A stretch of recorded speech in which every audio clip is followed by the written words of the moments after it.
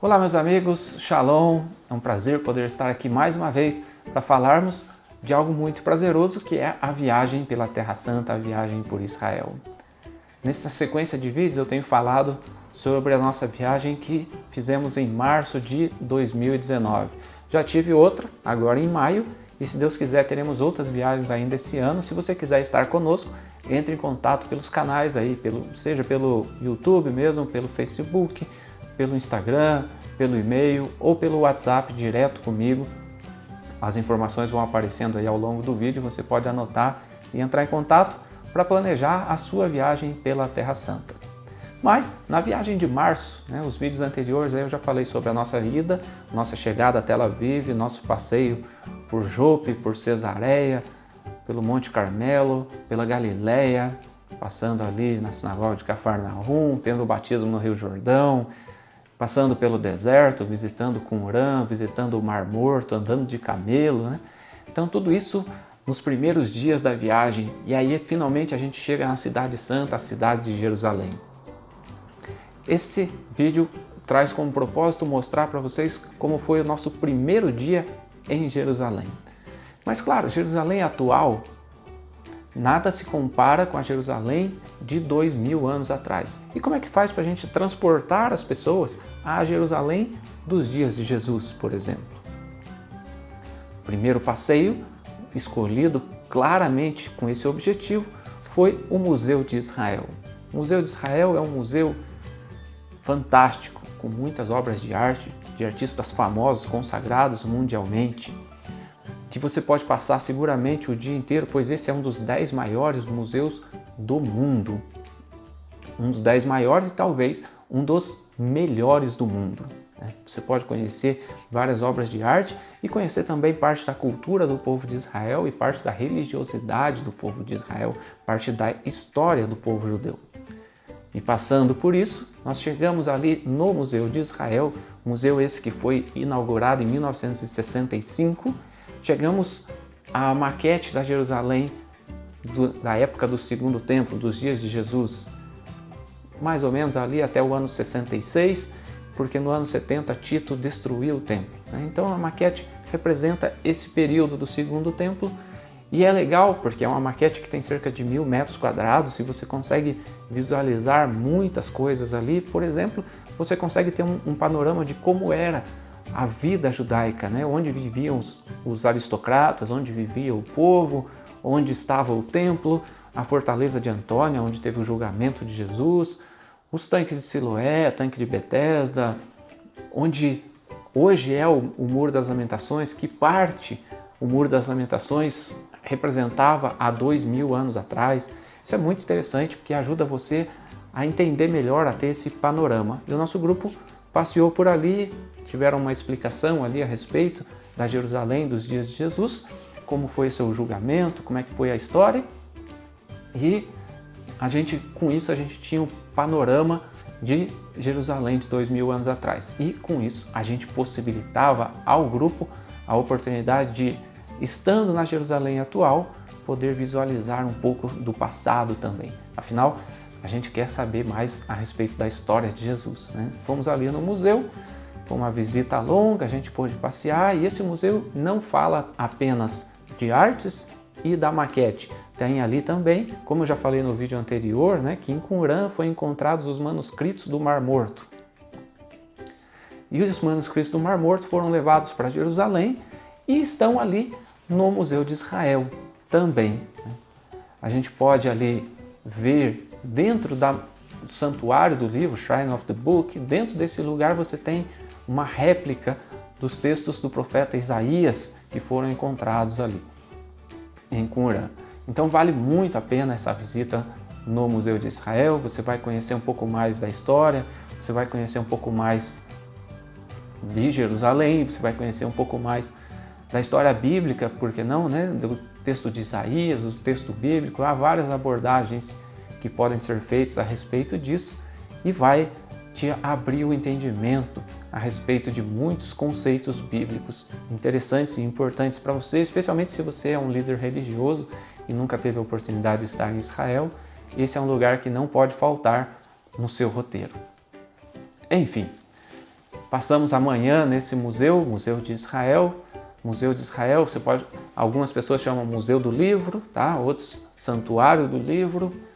E saindo dali do Museu de Israel, nós fomos ter uma vista da cidade atual de Jerusalém. E existem 2 lugares fantásticos para isso, né? Os montes de Israel, o Monte Scopus e o Monte das Oliveiras. Nossa primeira parada foi o Monte Scopus, que fica ali junto à Universidade Hebraica de Jerusalém.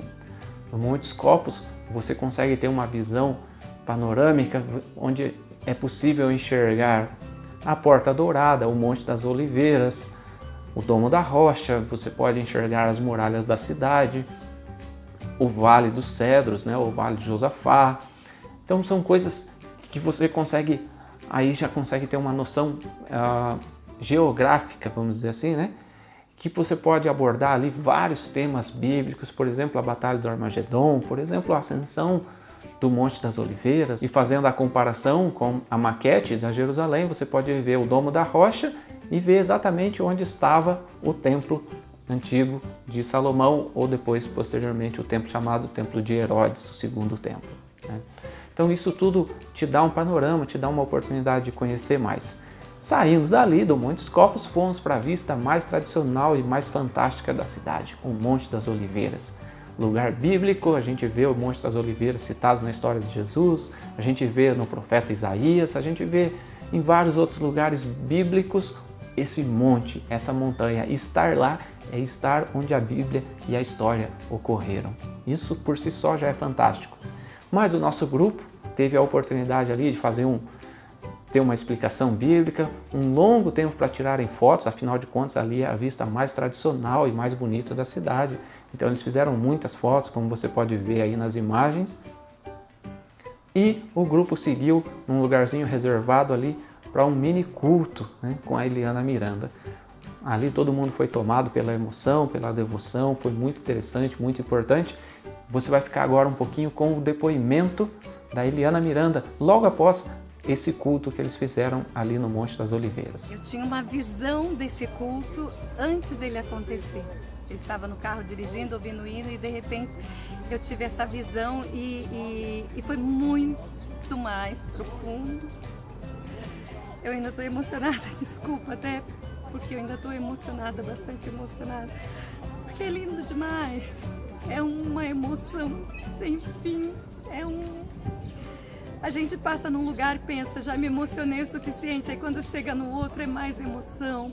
E poder orar aqui junto com os irmãos, louvar a Deus aqui, sentindo a presença de Deus, sentindo a graça de Deus, olhando, vendo a cidade de Jerusalém que está ao fundo e pensando, era nesse monte, nesse lugar que o meu Senhor orava.